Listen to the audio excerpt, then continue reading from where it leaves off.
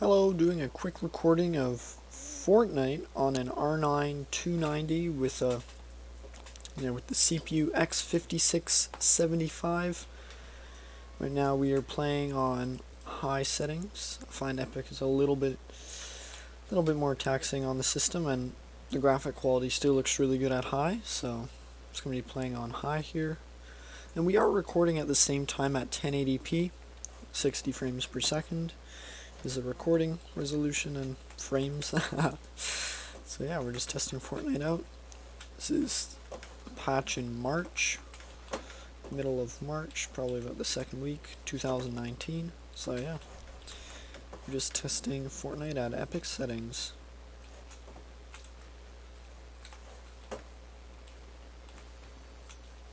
Just hang on a second. See if we can get that in-game overlay more accurate. Just had to load MSI Afterburner again, but there you go. It tells us our GPU usage and all of that.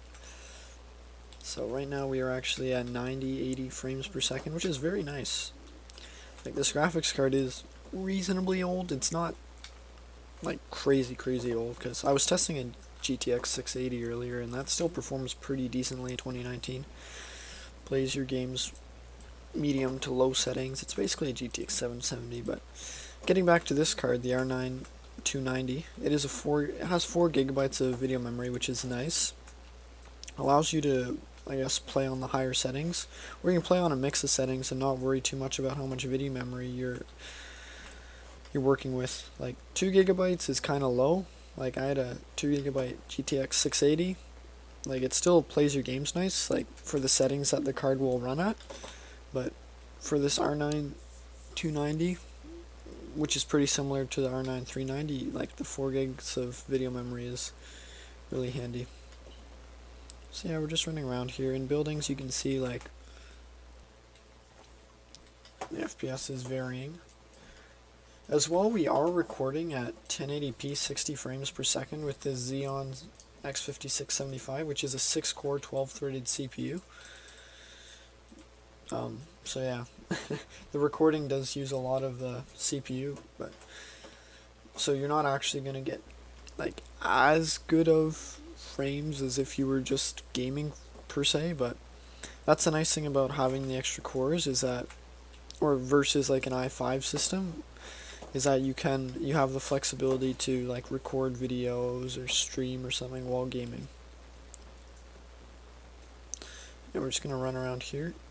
This is one of the busier game modes. We're playing, I don't even know what it's called, like Team Rumble or something. But you can see it's really smooth, just moving around. You can either watch the FPS in the top right-hand corner of the screen or the left-hand side. Oh, that's cool. Yeah, so I'll have to head into the zone. Yeah, right now you can see, like, out here where there's only a couple players, it's like you can tell, like, this would be more like a solo experience or duo, or if you're just doing squads in a regular map. Like, this is what kind of FPS you can expect while recording and stuff. But when you do go into the busier areas, you will notice that it does take a larger toll on the CPU, because you have to load a lot more players and stuff in. But yeah, the graphics look really good. This graphics card performs, I think, a little bit slower than the GTX 970 in some cases, and well, it's close to the GTX 970 and RX 570.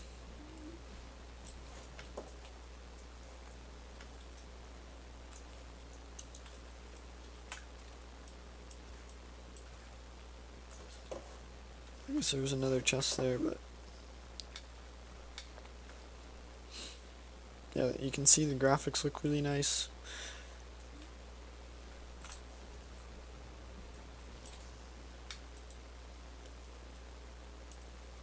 You can also build. Yeah. I'm gonna stop talking soon. Oh yeah, also the processor is running at 3.2 gigahertz turbo. The base frequency is 3 gigahertz, so it'll turbo up at 3.2 on all the cores, which is nice. It gives you a little bit of performance increase.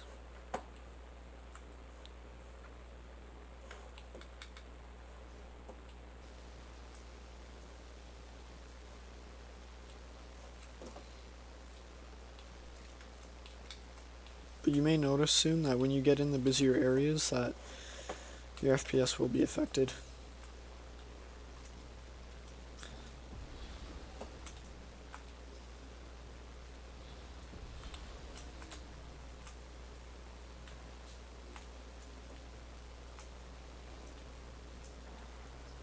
Yeah, you can see like right now we're pretty much at 100% GPU usage. But when it does get into busier areas, it will be the CPU that'll be affecting the performance.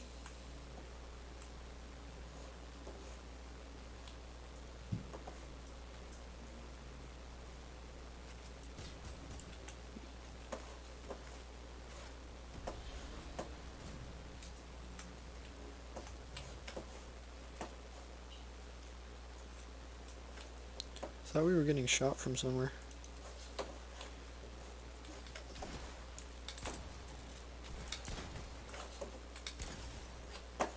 Ah, we're in the storm.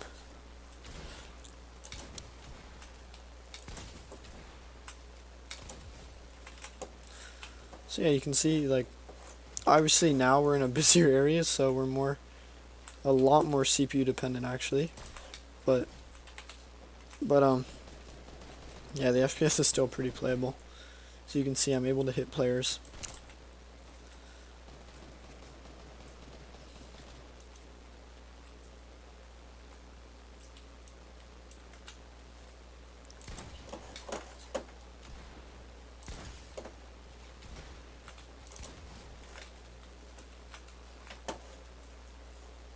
Yeah, you can see the GPU usage is fluctuating a little bit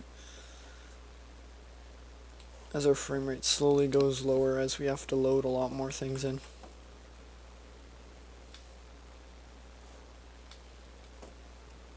The reason I'm testing this gameplay is because it gives you an idea of like, quote, what worst case scenario would be like if you have a ton of players. Like Fortnite is really, I'd say, dependent on single core performance or single thread performance, but I know other games are optimized differently. Like Apex Legends runs perfectly on this computer. What? Yeah, Apex Legends is perfect for running on this because it's different, I guess, game optimization. But right now we're testing Fortnite.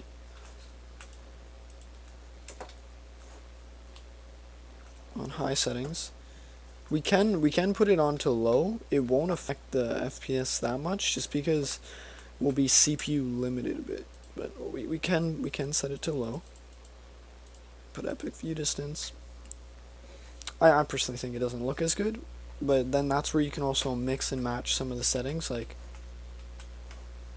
yeah, you can see like it's still pretty smooth and stuff, but yeah, now you're running into more CPU bottleneck or whatever.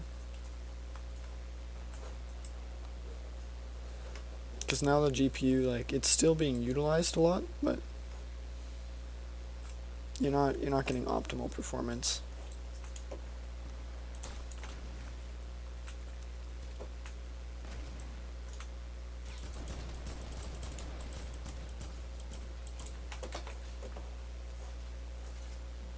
And we'll have to adjust the settings here in a sec. Let's switch it to, you can always find a good mix here of epic, low, medium, and shadows off. I find shadows taxes your FPS the most, but this I personally like this as a mix of all settings. What's on medium? Anti-aliasing. We can put that to high. No. Yeah, well, this looks nice. There are no shadows, so it's a lot brighter, but as long as the FPS is about 60, I find it very playable. But yeah, right now we are recording, so our CPU usage, yeah, exactly, you can see it's at 100% in some cases. Like when you are not recording, it will be, like, it's a bit smoother experience, but you have to load all these players, like, what can you do?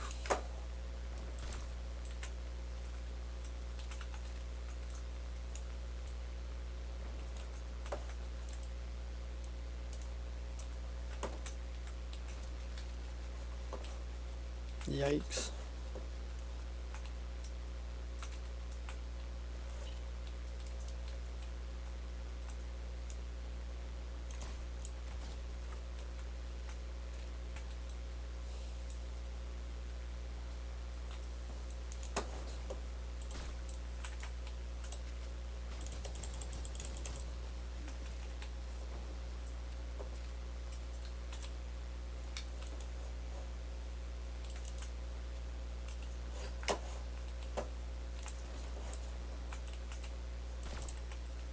I missed that.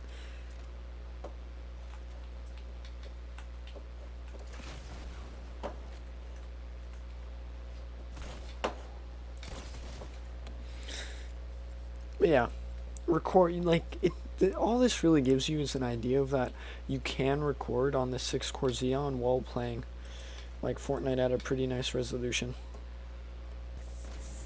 Optimally for, I guess, recording and playing Fortnite, you'd want either a better 6-core processor, like if it was overclocked or something. This is a proprietary Dell motherboard, so you can't overclock, but either want it overclocked or you'd want like 8 cores or something.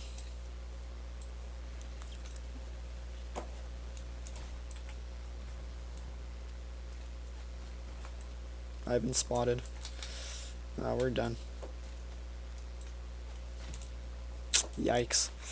But yeah.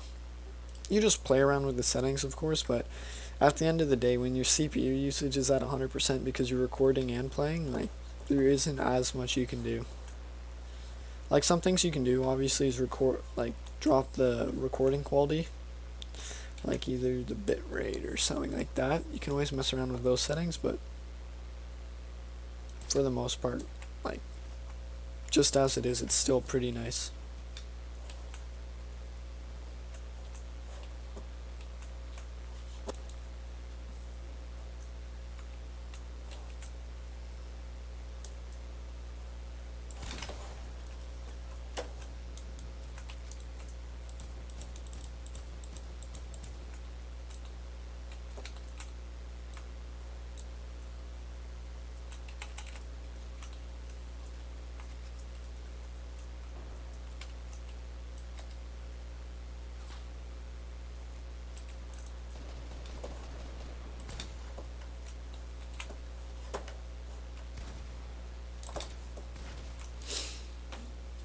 But anyways, like now you saw it can play on high settings. It can also play on epic settings. Epic settings, I found it would, like with this CPU combo, it would perform about like 50 frames in the open. When you're in a building, it would go above 60 FPS, but it really depends on where you are on the map. But overall, like, when you're not recording, I find the CPU, like the 6-core CPU, runs perfectly fine. But yeah, there you go. The game's over. Perfect timing. And again, we tested high settings, we tested low settings, and we tested a mix of epic, high, and low settings. But anyways, that should give you an idea of how the R9 290 performs with the X5675 Xeon CPU. Both components, the GPU and CPU, they both performed pretty decently. Obviously, it might not be ideal, like in this particular game mode, for recording and playing if you want higher FPS, but yeah. Anyways, I'm gonna end the recording there, and if you guys have any questions, feel free to reach out. Thanks.